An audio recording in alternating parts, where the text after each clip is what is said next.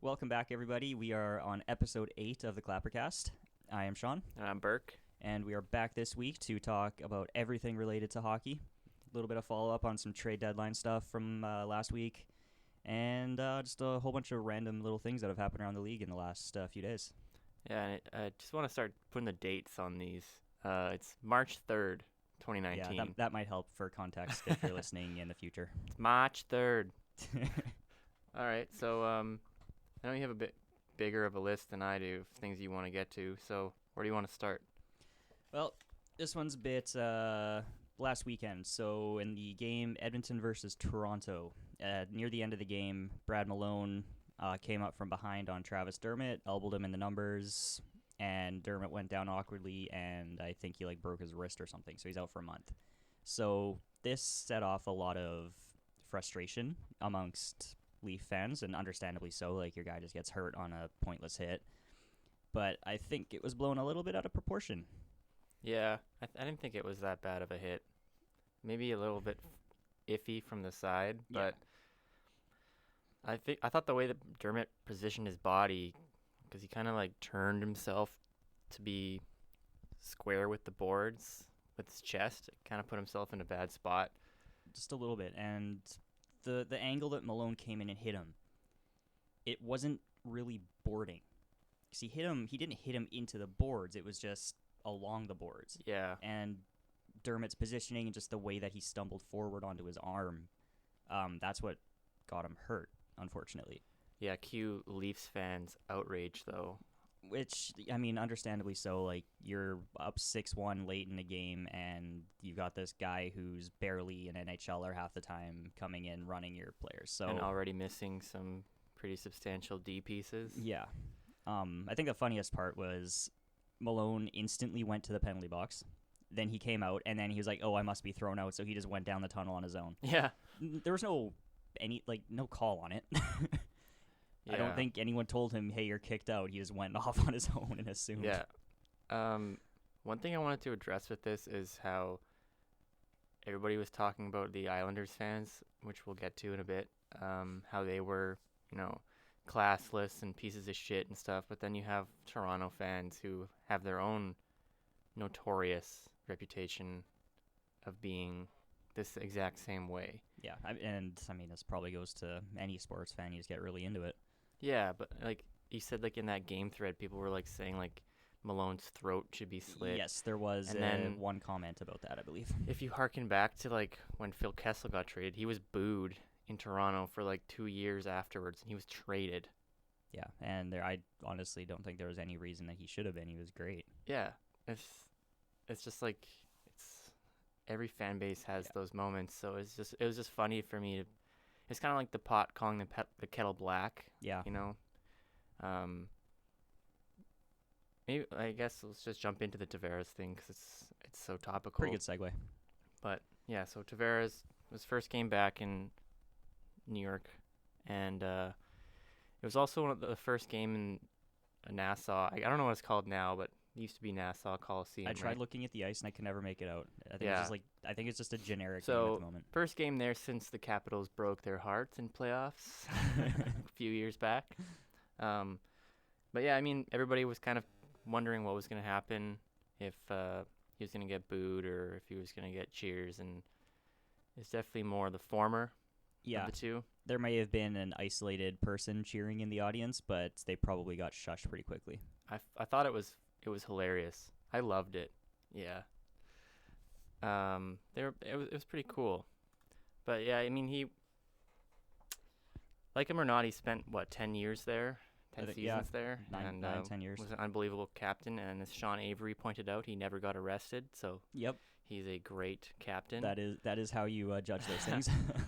And yeah, I loved it though. I thought it was awesome to see that fans were that passionate. Wow. It was just funny. They chants that they were doing "Where's your jammies?" Where's your jammies? bedtime? We don't need you. Who's your daddy? I like the simple ones, so asshole was pretty good to me. Asshole's pretty great one. Yeah, so I think it looks really weird that they're this upset over that.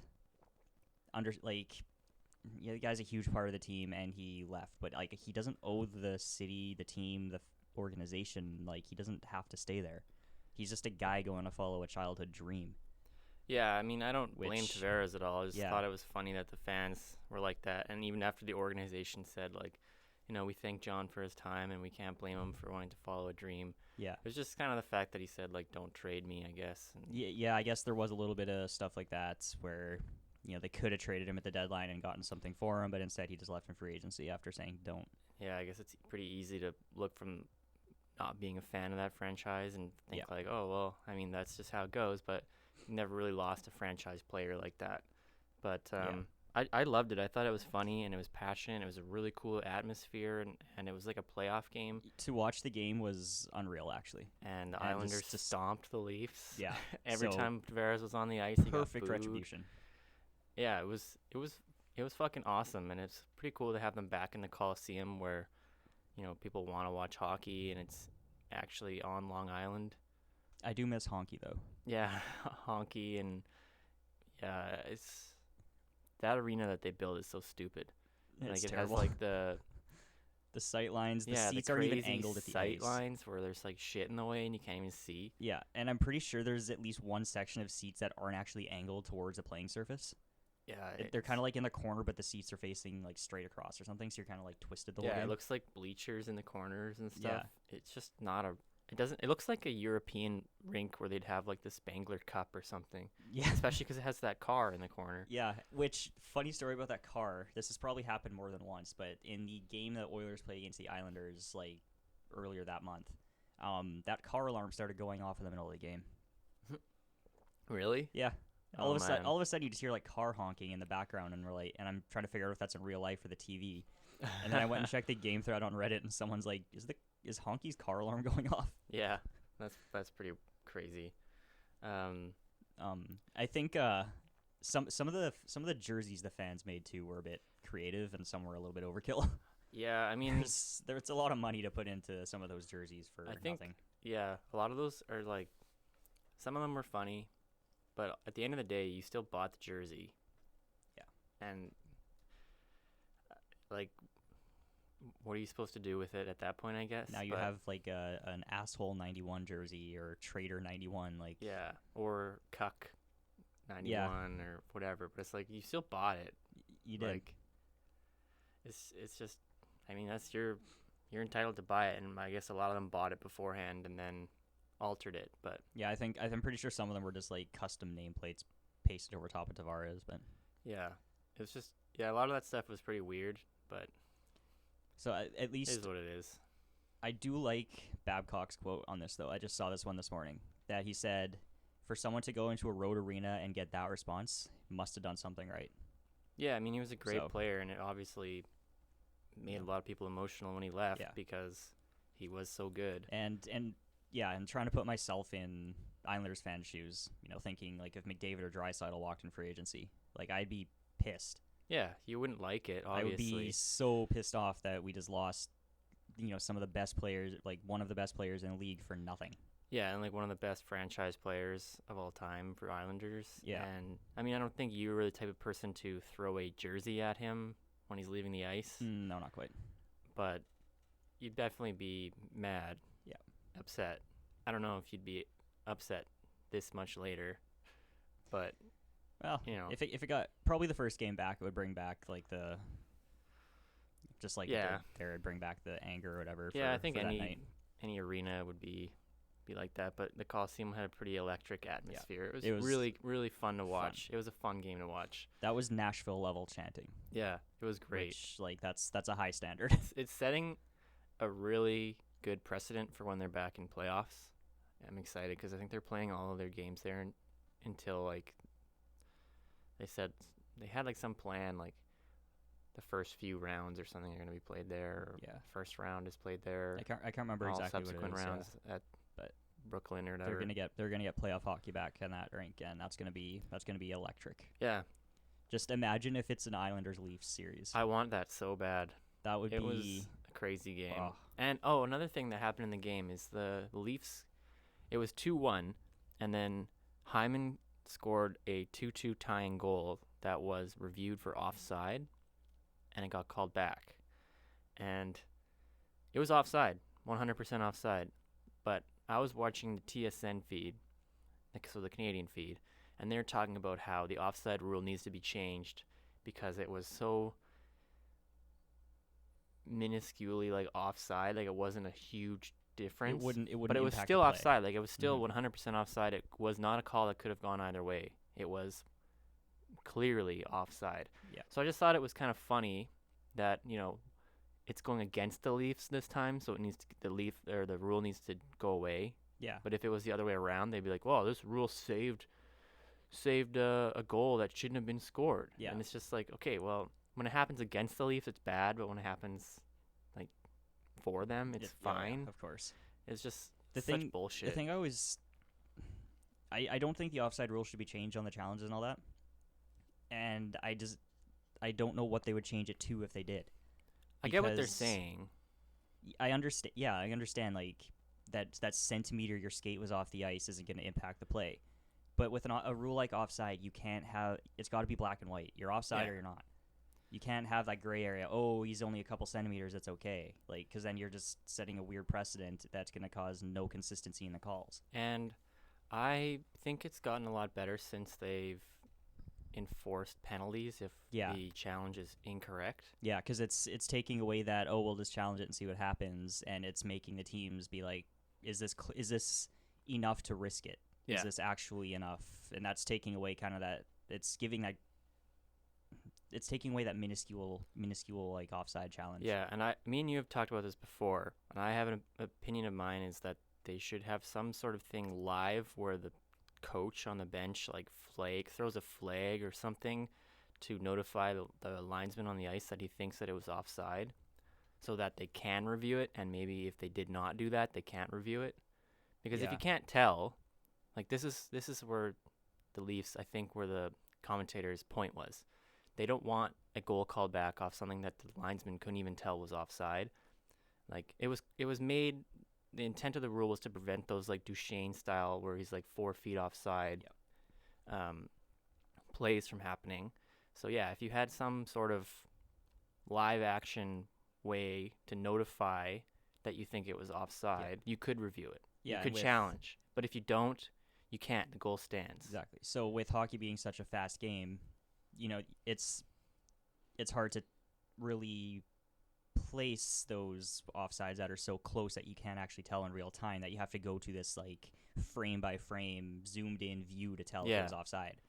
So if you're looking at it in real time and you can't really tell it's offside, then it's probably not going to impact the play too much. Yeah, and I was just thinking about this now. Like you could have some sort of like button or something that like the backup goalie could keep in his hand, or a coach could keep, and then just like when they think it's a close play. Because I mean, having played hockey, having reffed hockey, watching hockey, when the play is offside or close, you see the bench just go like, that's offside, like that's clearly offside. So everybody on the bench can see, and they have a really good view of the blue line. But that being said, I guess it would only work for like certain periods of the game, like the first and third. Yeah, I guess you're not on the right line. But and I mean, guess too, you got the coach of the other team calling offside. So how are you going to enforce like don't call it when it's not? Yeah, are they going to push the limits too much with the it's just challenge the like same that? as like it'd be the same as now, where they can just challenge whatever they want.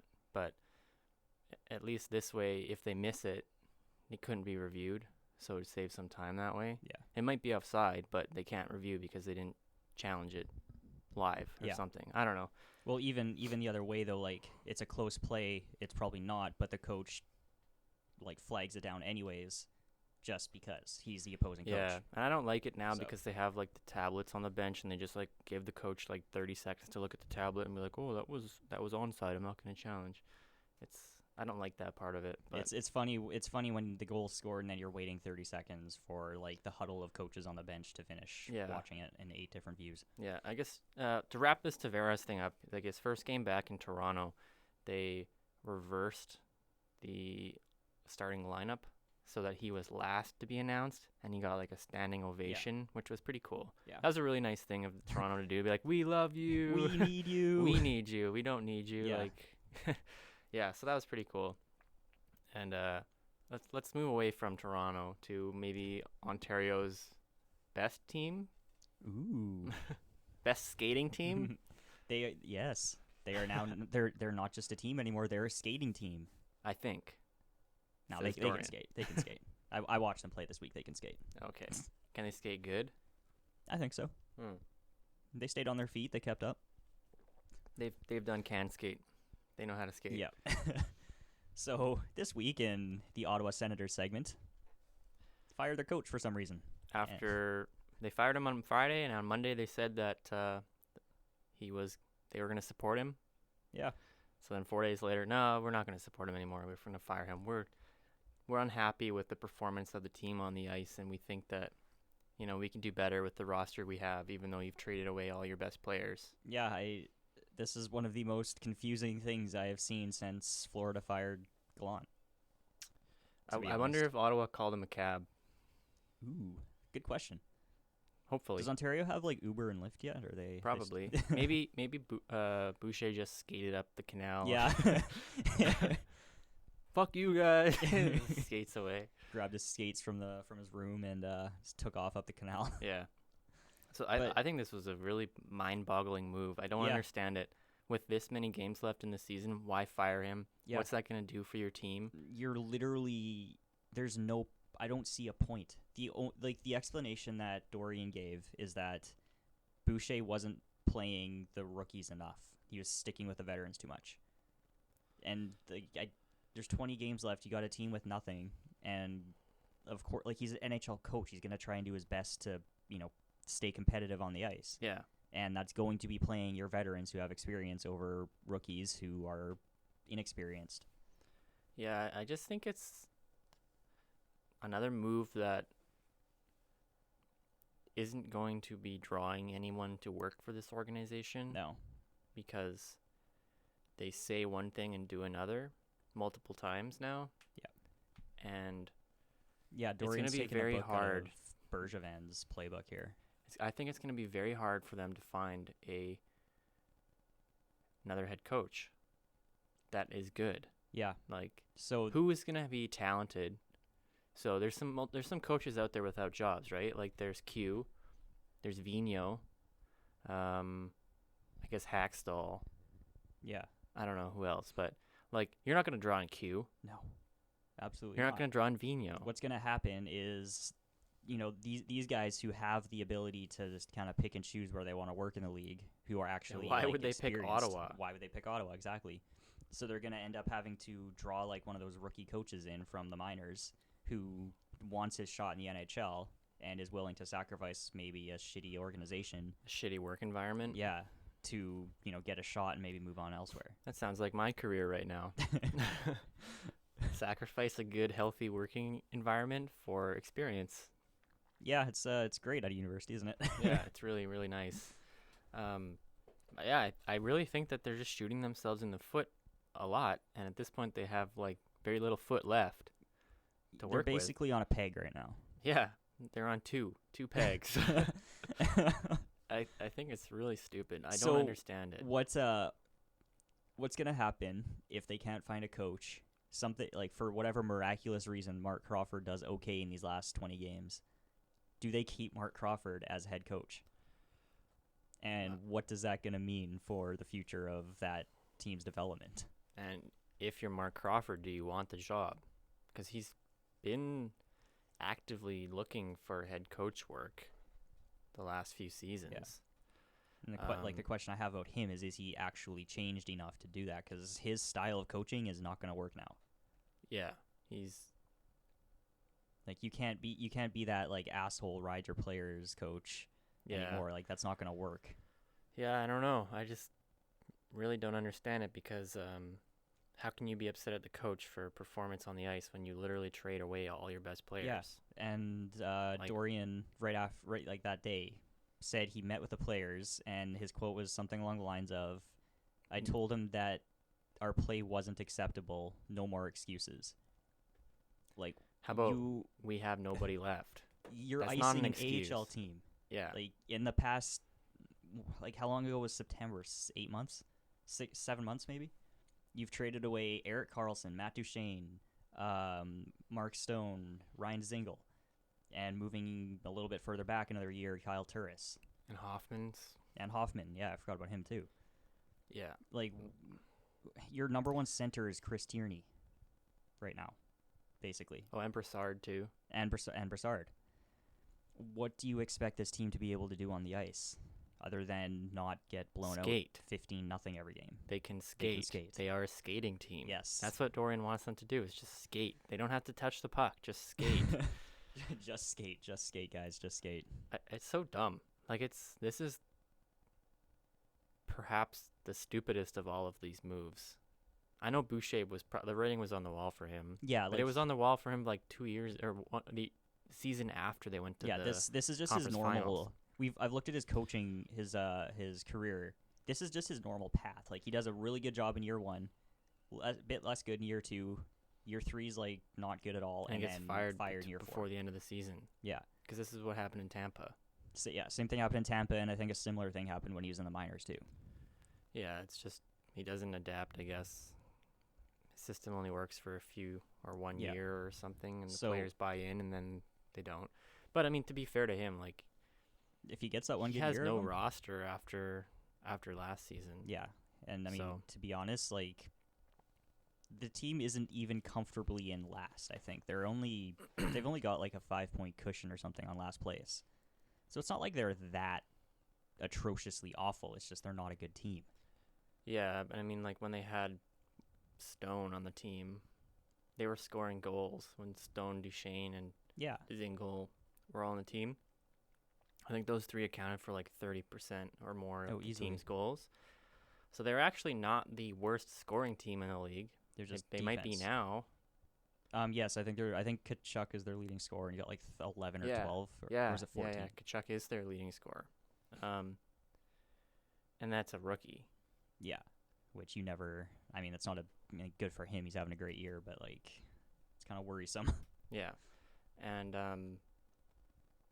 it was interesting with Tkachuk because Keith Tkachuk came out and said that he wants Mark Stone to be signed because he loves how Mark Stone was with Brady, and Brady was living with Mark, and he thought he was really good for his development, and he was a good leader, and obviously a huge part of that team. So he publicly said, I want him to be signed for my son. And now he's gone. Mark Stone was going to be the next captain. I think that was pretty obvious. Yeah. So this brings up another point, actually. This team is like 95% young players and rookies. This organization is dysfunctional, as you've talked about, appears to have a pretty shitty work environment. How are they going to attract the type of veteran experience, veteran talents to the team that they need to develop these players and provide that veteran leadership? How are they going to do that now? They're not, I don't think. I think they could maybe attract players who can't go anywhere else. They're going to be what the Oilers were from 2009 to 2014. Laterra. Yeah. Look at the life of the party. It'll be really great for all those rookies. Yeah. This is the same thing that Edmonton had when they couldn't get free agents. Their veteran leadership was a bunch of guys who couldn't get signed elsewhere. Yeah, it's just a joke to see how far they've fallen. Anyway, let's just move on to Mark Stone. 'Cause he's setting in very fucking nicely with his new team. Oh, man. What a line. So Mark Stone's playing with Max Pacioretty and Paul Stastny right now. And Jets fans are crying. Oh, for sure. Vegas is just a giant, like, fuck you to Winnipeg for some reason. Like, every time Winnipeg tries to get in on a player, it seems Vegas is like, nah, we'll take him. Vegas is like, yoink. Yeah. So I don't know what's going on there, but that's pretty funny to watch every trade deadline. Yeah. So Max Pacioretty, Mark Stone, Paul Stastny. This line, small sample size, only been a couple of games. Their advanced stats are phenomenal. I think this was just their first game, but they had like I don't know how to interpret this. I don't know too much about advanced stats, but it was basically like a positive, like 83% Corsi rating or something. So that means that they generate like 83% more shots than they give up. Yeah, so I'm assuming that would be like the plus 26 minus 5 was like 26 shots, 4-5 against when they were on the ice. Yeah. Okay. Yeah, so basically, I think what's that's telling me, They like the puck. if I'm, this is a bit of a leap, but I think what's happening to that line is Mark Stone is so good two-way that he's intercepting pucks and getting takeaways and driving down the ice and getting opportunities with his line. Yeah, and Paul Stastny is no slouch two-way either. Yeah. He's, you got two really good defensive forwards and a sniper. Yeah, so it's a really hell of a line. Yeah. And that's like when Ottawa had Mark Stone, that's what he was doing, right? Like Mark take Stone, away the puck in the neutral zone or in the defensive zone and then just generate chances down the ice. Exactly. And like for years now, Mark Stone's been known, he's generally referred to as the best guy in the league at knocking pucks down and getting them in the way. Yeah. And I believe you said like he was going to fit in really well with Vegas because of that. Yeah. And it's working so far. It's happening because that is his game. His style fits in so nice there. It's perfect. So And that's gonna be a hell of a line to watch in the playoffs. Yeah, I know. Pacioretty had a pretty funny quote where he said like, "Oh, I didn't know if I should put my hands up when Mark Stone was coming into the scrum like to celebrate a goal." Like, I'm so used to him being on the other team. Yeah, It's that's funny. pretty cute little thing to say. And I mean, stuff like that too. It's great to hear out of a new line. Like, Yeah, they're they're just like getting along and playing awesome. Yeah. And the other thing too that's worth mentioning, if Mark Stone's gonna play like this, he's only costing $9.5 million a year. yeah, It's he's gonna be like a their, really pretty good I think contract. he'll be their captain. Maybe Pacioretty, but I don't think so. I think Stone. Stone. I think think Stone. Stone's a bit younger. He might get it. Yeah. He might be the more longer term one there. Yeah. I just only think Patch is because he was a captain. Yeah, that's and fair. he's a bit older, but I think Stone he's going to mean so much to that team because going back to last season, they had William Karlsson like scoring lots of goals, but they didn't really have like a super big name star forward, and I think Mark Stone's going to be that guy. Like everything Yeah, in Vegas I was do. like Fleury, right? He was that identity. Yeah, I think it's going to be Stone I think so. moving forward. Well, both of them, but like Carlson's not shooting at 25% this season. No, which I mean, which is understandable, and Yeah. everybody thought that was going to happen. I don't know how many tucks he has this year, but Stone is going to be huge for that team. Yeah, it's such an amazing trade. so I guess to help put these that 83% Corsi in perspective, like the other line in the league that is generally regarded as like the best line, with like Bergeron, Marchand, and was it Pasternak? Yeah. They kind of hover around 60. Yeah, I mean, they So- played a lot more games, though. Yeah, but so obviously that 83 number for them is not going to stay there the whole time, but like just perspective for how well that line had performed in yeah. their short time together. Oh, just a little side bit here for Marchand. They played the Devils last night. Yes, that was a good one. And Marchand it was his 666th game, and he had 666 PIMs. To go play against the Devils. Yeah. So He got a nice goal. Yeah, it was pretty funny. that's just fitting. It's just one of those like fun coincidences that's it's just worth a story, worth a good laugh. Yeah. I bet Miroslav Satan was in attendance too, probably. Yeah.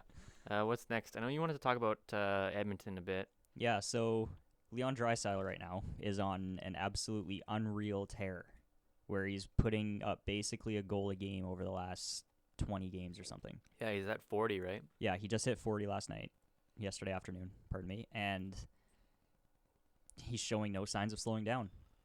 And, his whole career so far, he's been a product of McDavid, according to everybody.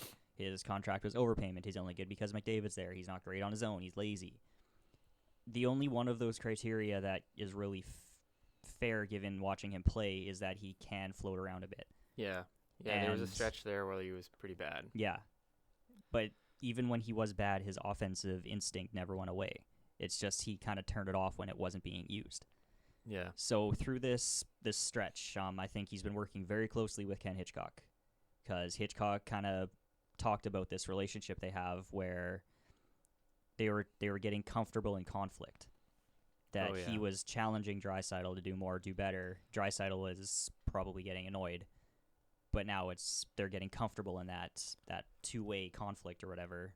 Yeah. Whatever it is in the locker room. And now Draisaitl is tearing it up, and he's doing a good chunk of this on his own. Yeah. Everything I hear about Hitchcock, it seems like he's kind of a blend of like the old school push your players buttons and new school coach. Because did you hear that story that Ryan Reeves said on Spittin' Chicklets? Which one about him?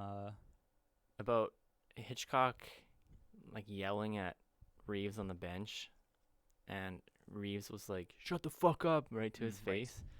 And then like Hitchcock just sent him right out, right? And then because Hitchcock was like, "You gotta get the puck deep," and then Reeves was like, "Shut the fuck up," and then he sent him back out, all fired up. Yeah. And then after the game or at practice or something, Reeves was like, "Hey, he sorry about that," apologized. and he's like, "I don't know what you're talking about, Revo."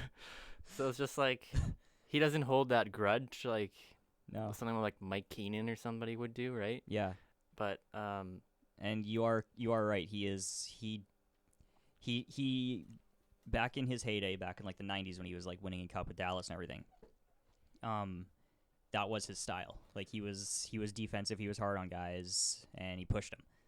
And he kind of fizzled out in a lot of places in that sense. But he's such a student of the game that he never stops learning, he never stops watching, and he's also taken an interest in like psychology type stuff and behavior. Yeah, it seems like he's good at motivating players in different ways based off of their mindset. He's so smart about hockey and people and behavior that he knows how to reach his players.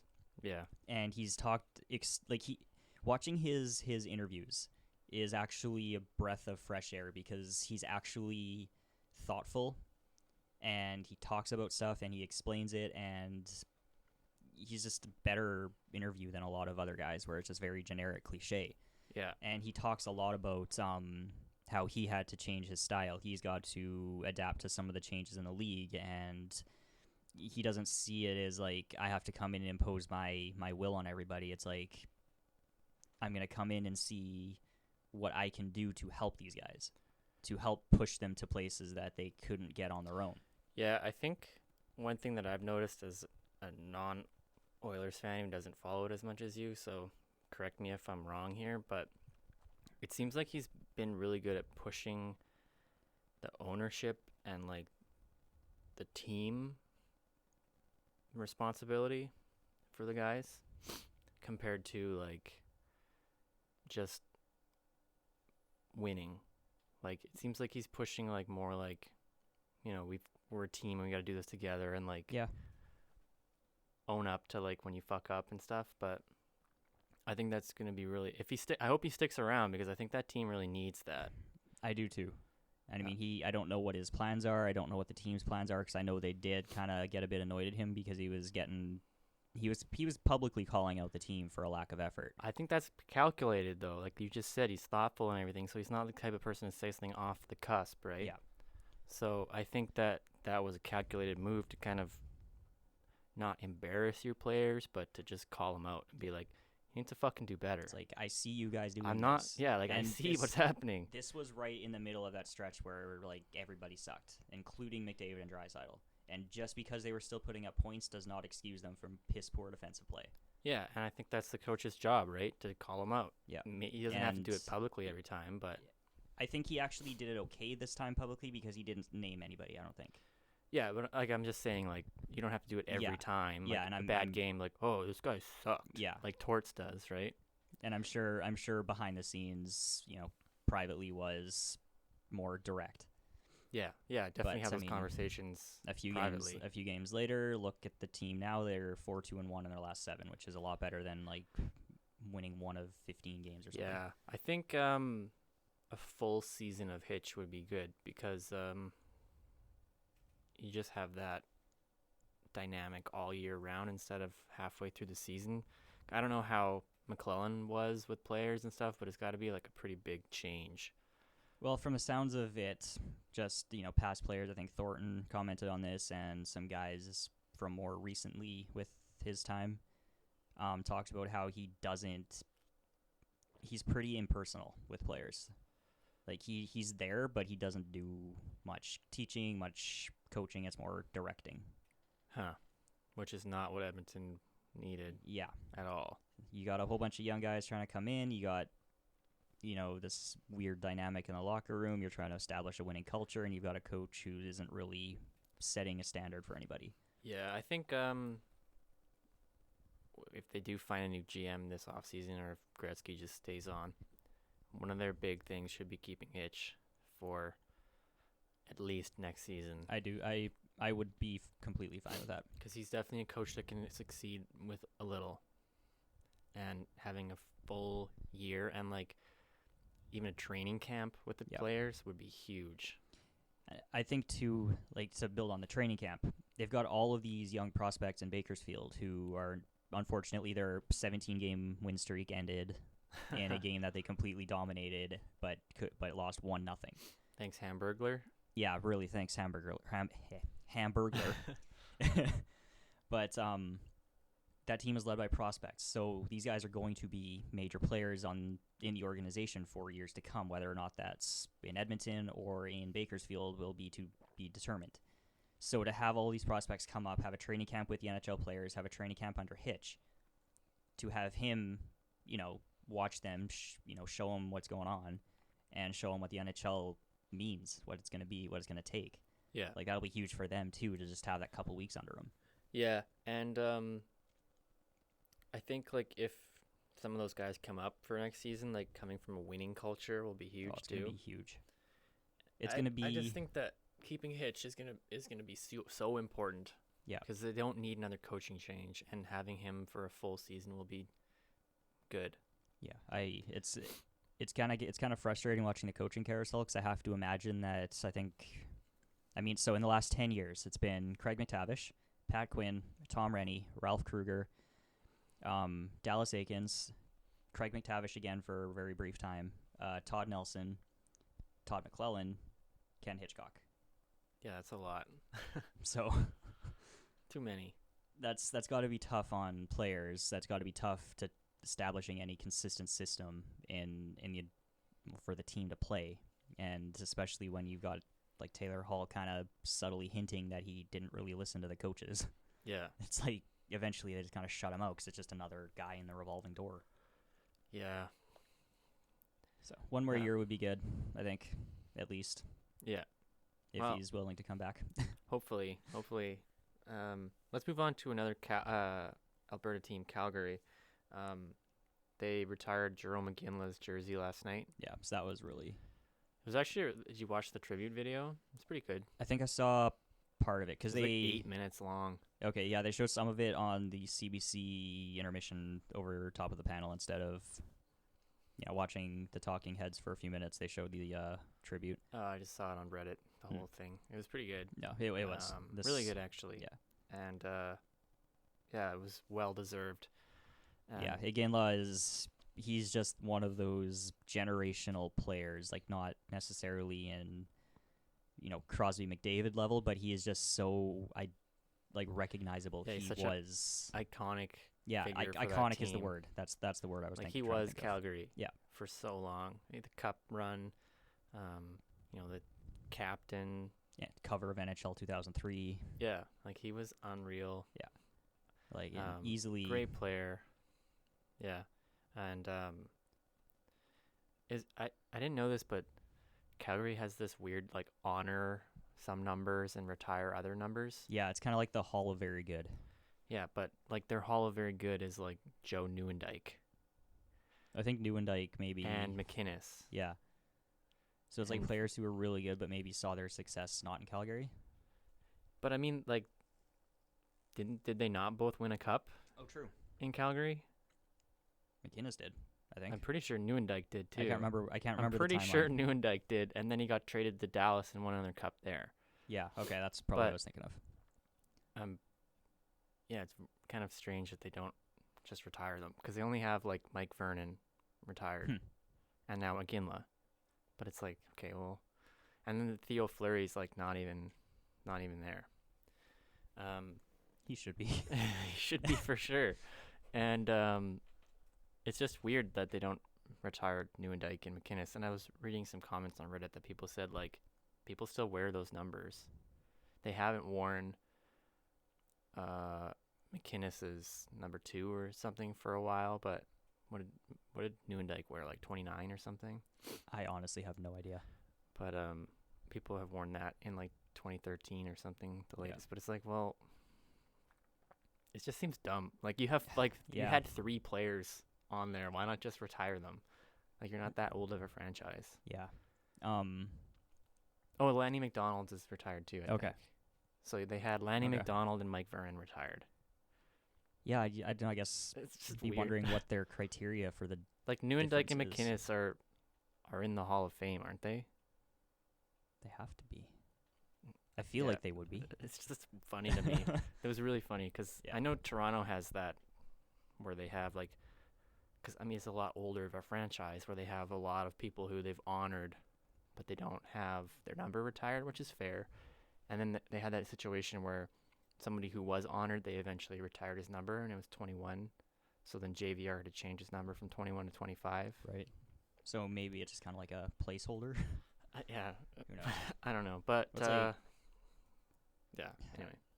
Yeah, I mean Jarome Iginla, I watched him play a lot growing up. Obviously, being an Oilers fan, watching the Battle of Alberta against him, and just an unreal player. He's kind of like that prototypical power forward from that era. Yeah. Like he had it all. Good shot.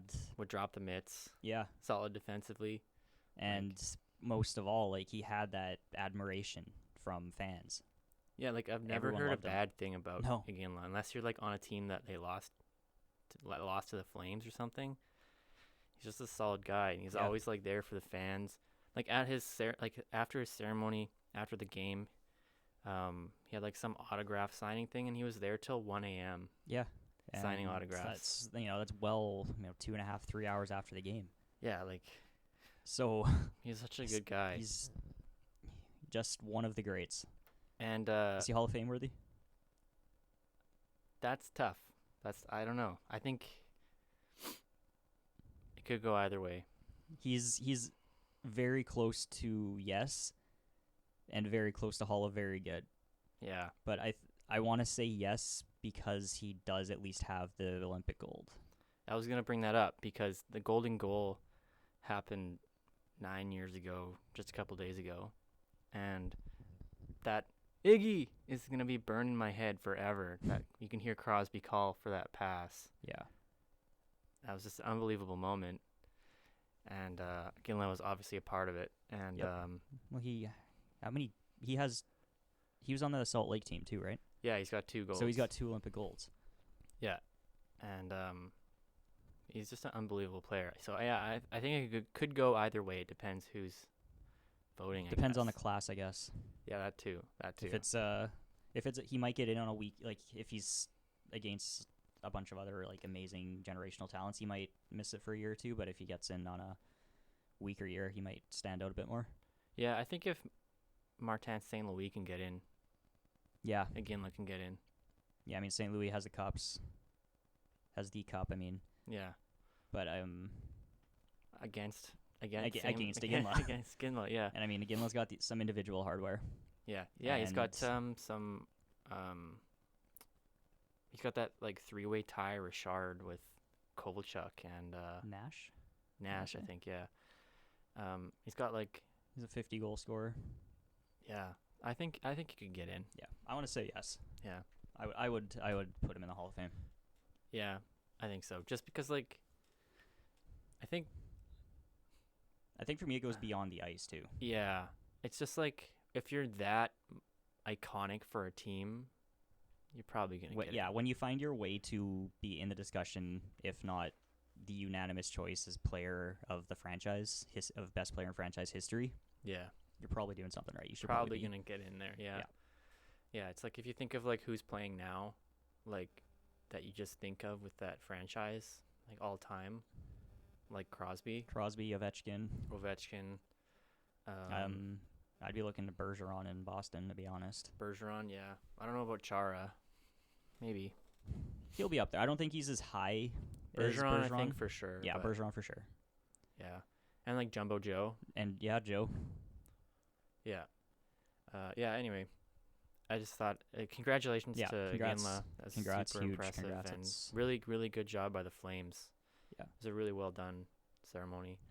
It was a long ceremony too. I think they started it like an hour before the game. Yeah, these things are taking so long. Like the Shane Doan one. I guess we should mention that too. Congratulations to Shane Doan. He got his number retired by the Coyotes. So, I mean, he's not a current player, but I mean, he's probably the best player in that franchise's in Arizona, I should say. Yeah. They had some pretty good players back in Winnipeg, but Yeah. you know, for the time in Phoenix / Arizona / Scottsdale or whatever. Yeah, and that one took so long that they had to delay the game. Jeez. But again, another guy who nobody has anything bad to say about. Yeah. Like anybody. He was a bit borderline on the ice sometimes, Yeah, but just a good guy. he's a good guy. Like, never heard a bad word about him personally. No. Like, very principled, very great leader, and you know, he stuck with that team to the end. He was the Arizona Coyotes' identity for so long. Yeah, and he was involved with like the NHLPA. Yeah. Super. He was like involved in like getting them certain days off and stuff. Yeah. Yeah. So He's a good he's, guy. you know, fights for his teammates and fellow players. So Yeah, definitely worthy of getting his number retired. oh, for sure. And even if he didn't, no one would have worn that again. Yeah, probably not. Hey.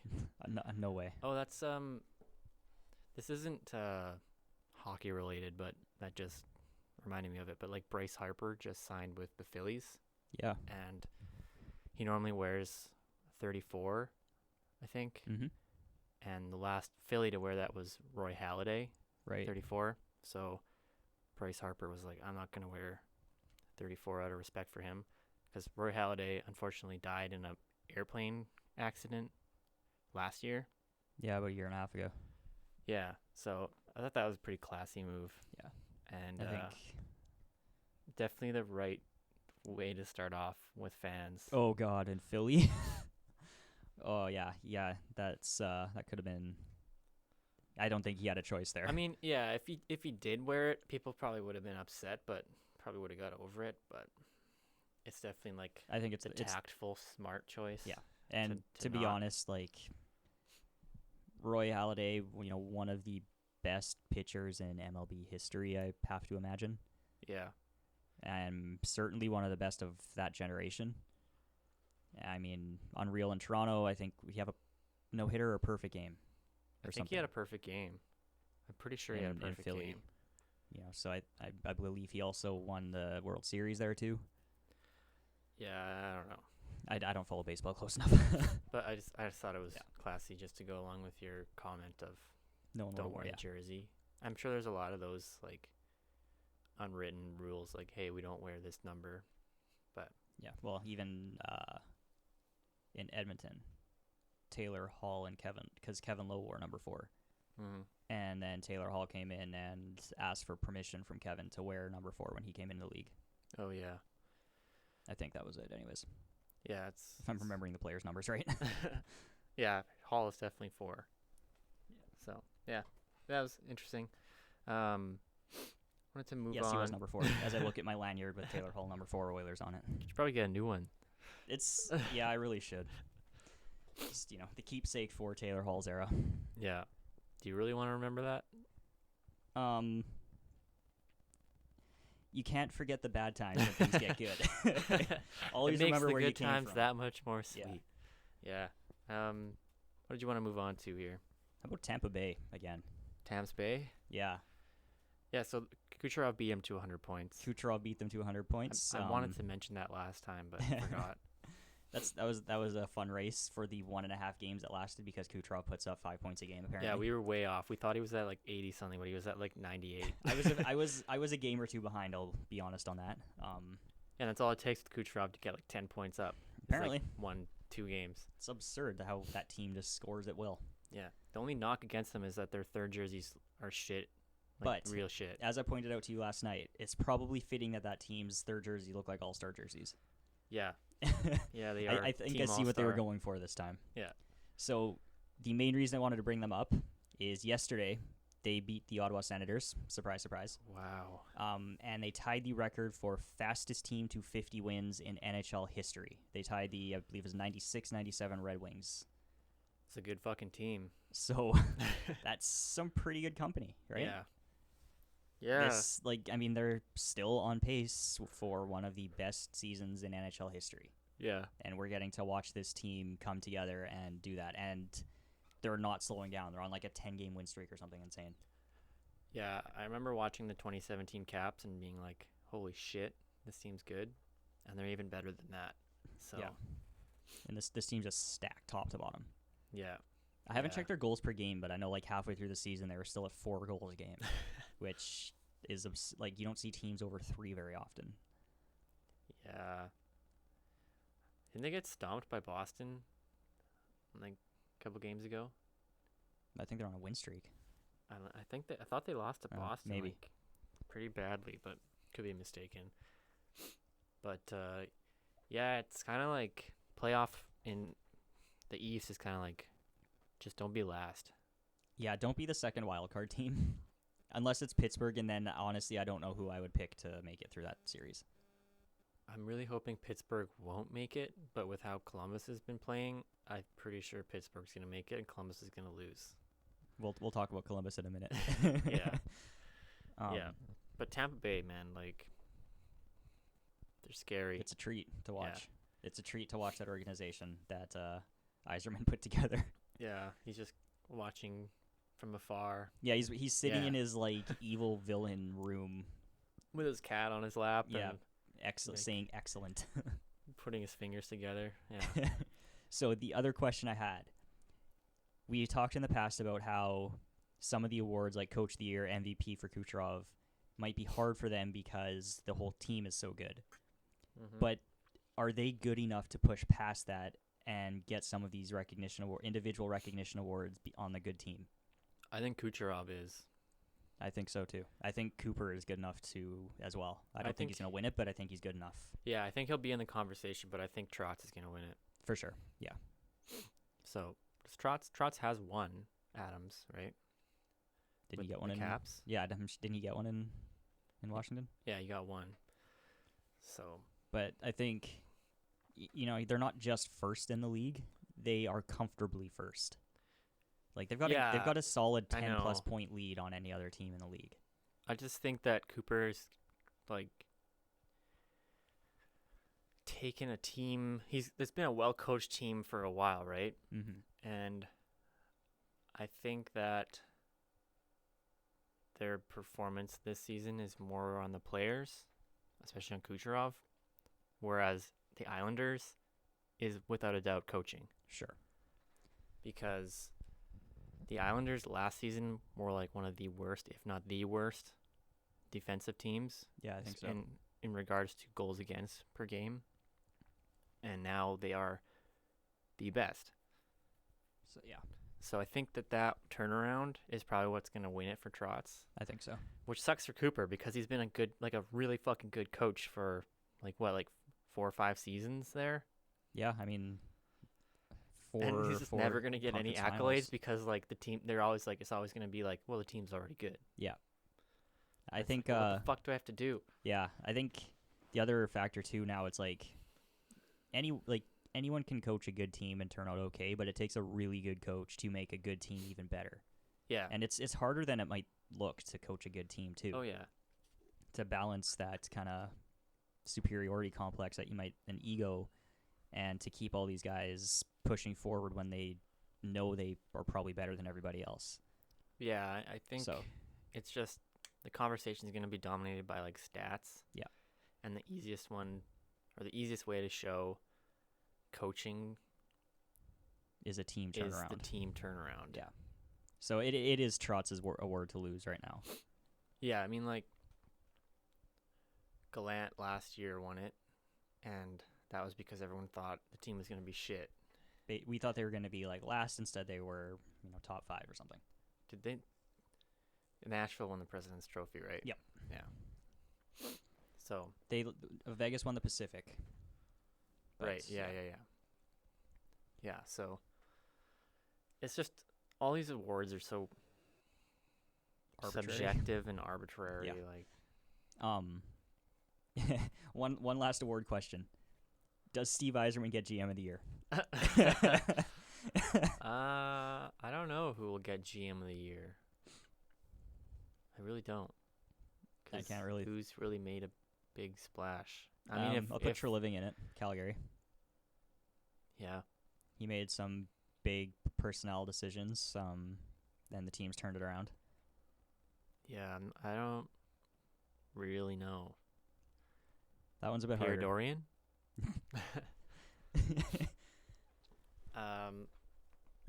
Yeah. Probably that's a tough one. Probably on the same trajectory, but probably Lamoriello. Yeah. I mean, I don't think he necessarily made a lot of big plays, but he still brought the coaching staff in. Brought the coaching staff and in. that turnaround, he'll probably get recognition for it because that's free agents. Like you just said, the main criteria in those ones is the turnaround. And Leonard. Right. Gave Leonard a chance, and look at that, how that's turned out. Yeah, and then it's probably just going to be, shovel day off. Yeah. The usual. Yeah, the usual suspects. Yeah.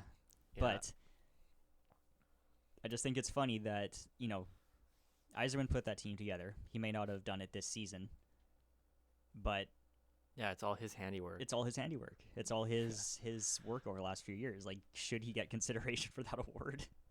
Yeah. Just not even being a part of the team the whole season? Maybe.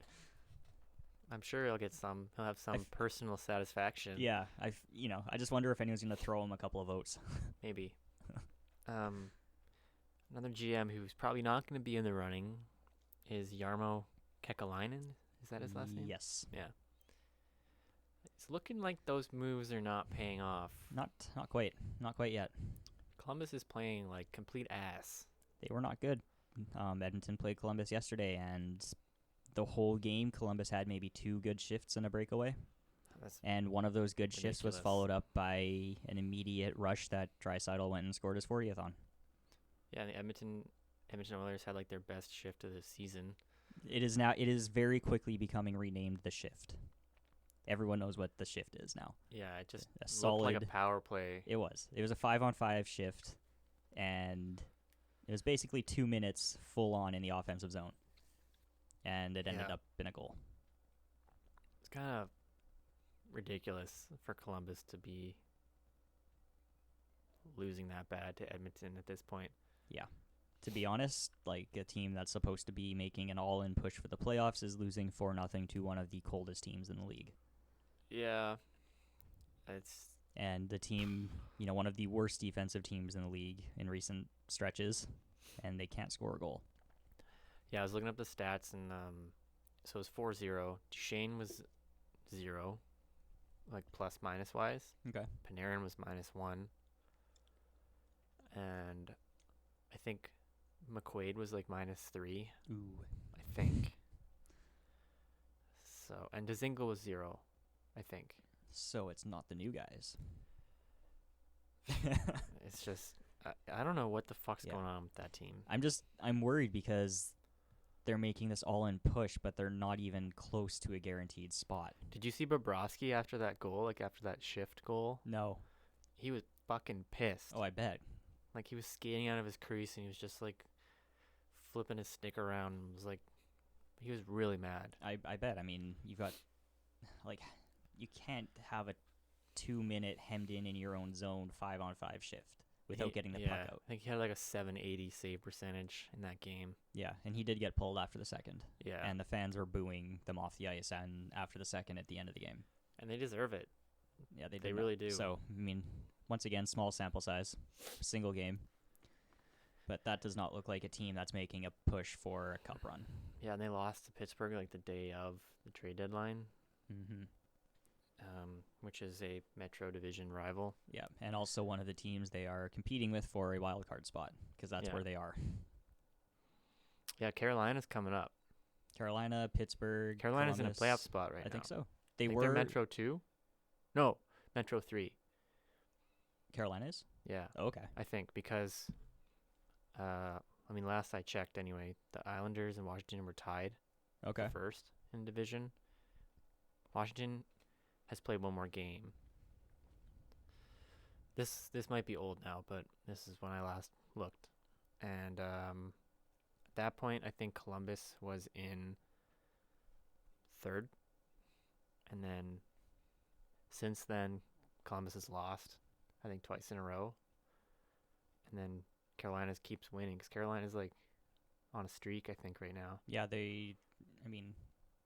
not necessarily a single streak, but they're one of the best teams in the league since the Christmas. I would absolutely love it if Carolina made it and Pittsburgh didn't make it.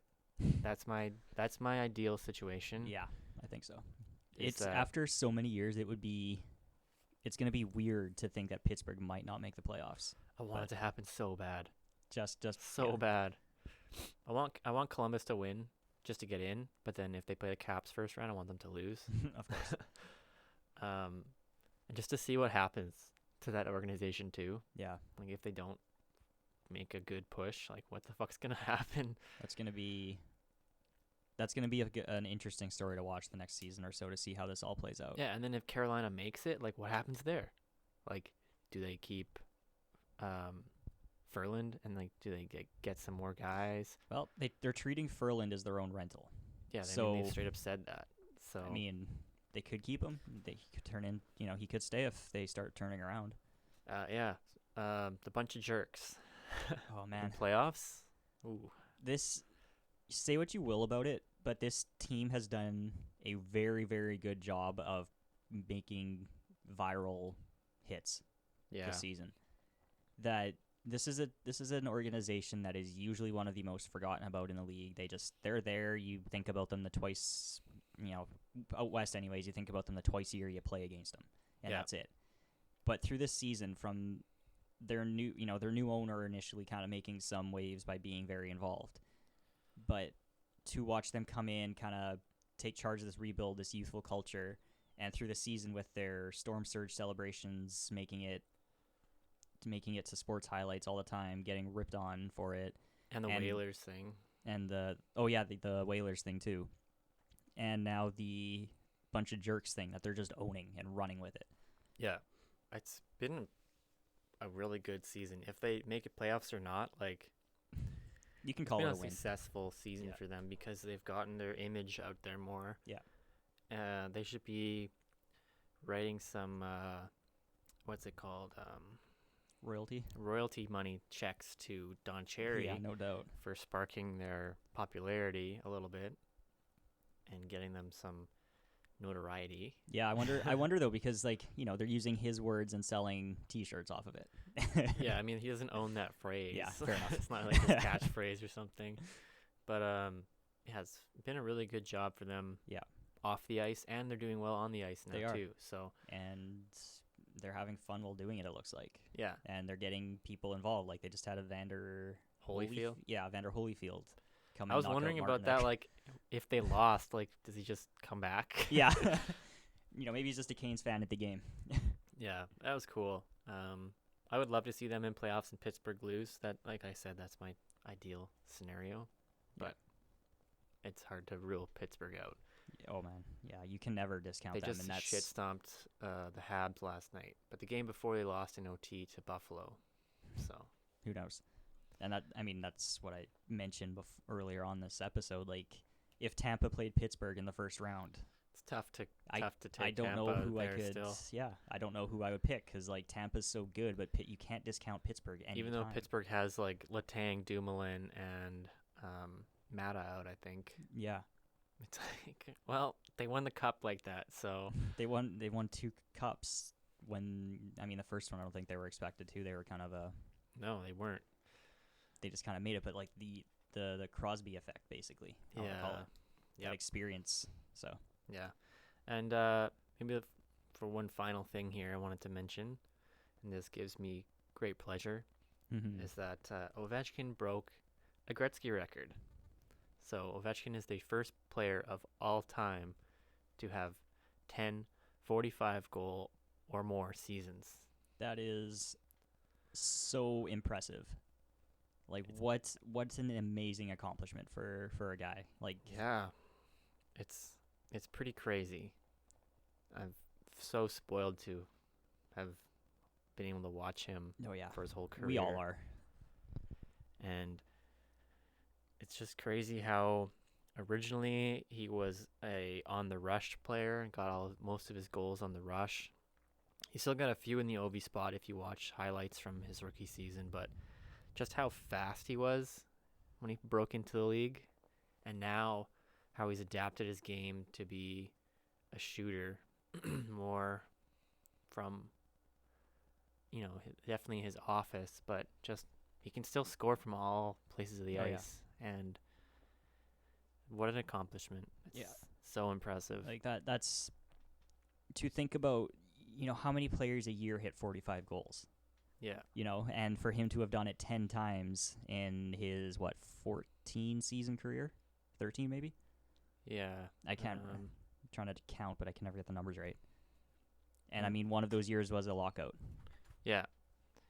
And he's been fucked by 2 lockouts actually. Yeah, he missed what would have been his rookie season. Yeah, cuz when he got drafted, there's lockout, and then he played in the shortened season too. Yeah. So, it's pretty cool.